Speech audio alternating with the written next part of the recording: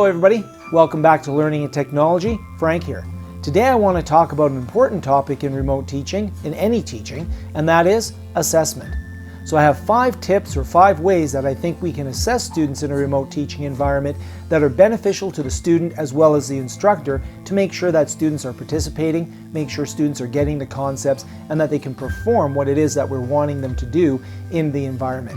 So the first tip is a little bit unusual. It is use online multiple choice quizzes. Now, you might think, wait a minute, students can cheat on those quizzes, students can go through and look up the answers, I have no way of controlling their browser, and there are a lot of products out there that will seek to help you control the environment in a multiple choice quiz environment.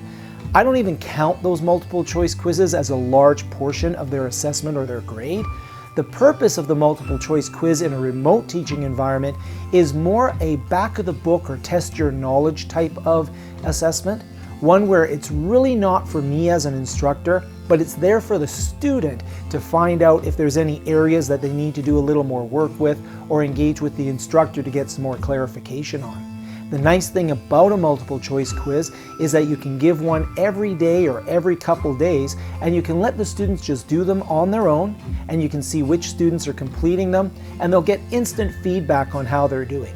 Now, it is important to let them know right up front that those quizzes are not going to form any part or any substantial part of their final grade, and that they're really more of a self-assessment tool.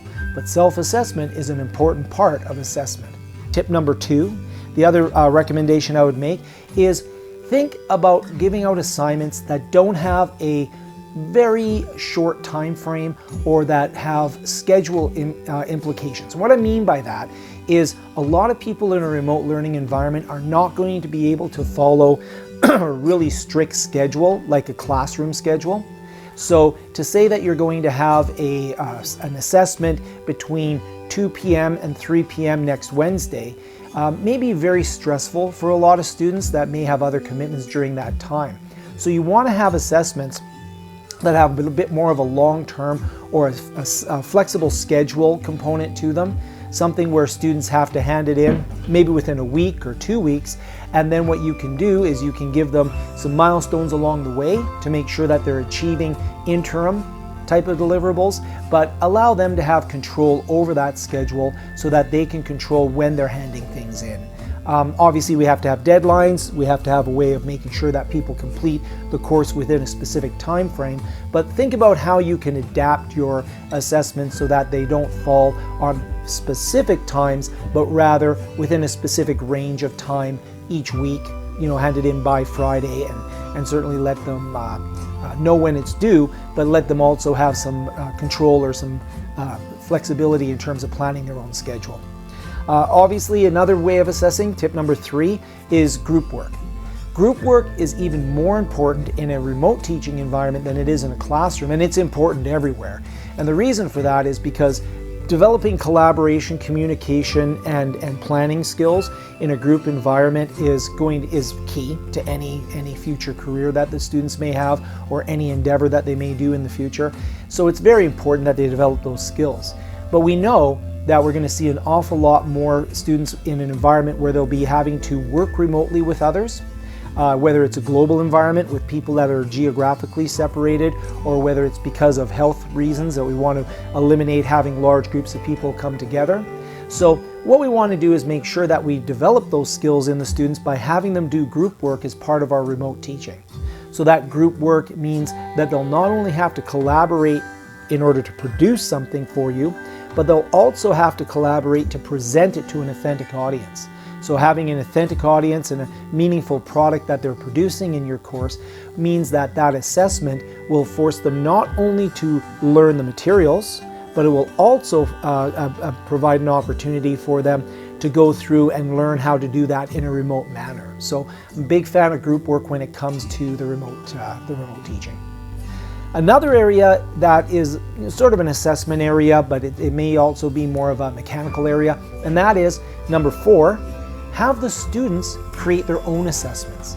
So you know what it is that you want them to be able to do at the end of the program or the course, so have them come up with an idea of what they would like to build or produce or create for you, and then authorize that activity and use that as a way of assessing their progress within the knowledge that you're hoping them to acquire in the course. So by having them have some control over what it is that they're producing, they're going to engage with the material quite a bit because it's meaningful to them, because they had to come up with something that said, look, here's how I want you to measure my skills. Here's how I want you to measure my ability. Now, we will, of course, put that against the course and say, look, that's either not enough or you're trying to be too aggressive in what you're trying to do. But by helping guide the students and giving them some choice or giving them some ability to contribute to how they're being assessed, you're going to get more participation in that remote environment, and that's a big issue, which is also tip number 5. I give assessment grades for participation. You want to make sure that students are coming back to the environment on a daily basis, that they're interacting with the environment. So if we have a remote teaching environment, we do lectures that are recorded, and then we have lab activities or work that they need to do outside of the lectures, then we run the risk to some extent of having students that disengage from either one of those, or that look at the recorded lectures as something where they can get it later, and they delay so that they're actually not progressing through the course. So by having discussion forums or having activities that require them to both produce something like a discussion topic, as well as participate, respond to a fellow student's discussion topic, and actually making that worth something in the course, then what you're doing is you're actually giving an incentive for them to participate and to be there on a regular basis and to be constantly checking in. When we first begin remote teaching and we first have students come into a classroom that's online, especially if they're used to a classroom that's in a physical building, we want to build a habit where that becomes something they do on a regular basis. They're constantly coming into the classroom. Obviously, if we have a scheduled class where we do a lecture from one time to another time, then that's a great way to take attendance. Now, I would never really personally give marks for attendance, but maybe in a remote teaching environment, that's actually something to consider, because it's a way of ensuring that they will actually log in, connect to the session, and be there for the delivery of the content. Again, I wouldn't make it a huge portion of the grade, but that is tip number 5. I would give some grade or some incentive for them to participate and to make sure they're participating in online discussions and any type of activities that you have where they're working with postings and that sort of thing. So there you have it, 5 tips for assessment. How are you assessing people when it comes to remote teaching? I'd love to hear it in the comments below. And of course, I'd really love it if you hit like, and I'd really, really love it if you hit like and subscribe, but that's a YouTube thing, so go ahead and do that if you'd like. What I'd really like, though, is a lot of comments of what you're doing in order to assess students.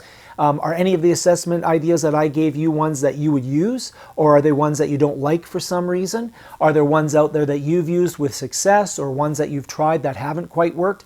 Let's get a discussion going in the comments, and I'll see you in the next video. Thanks again for watching.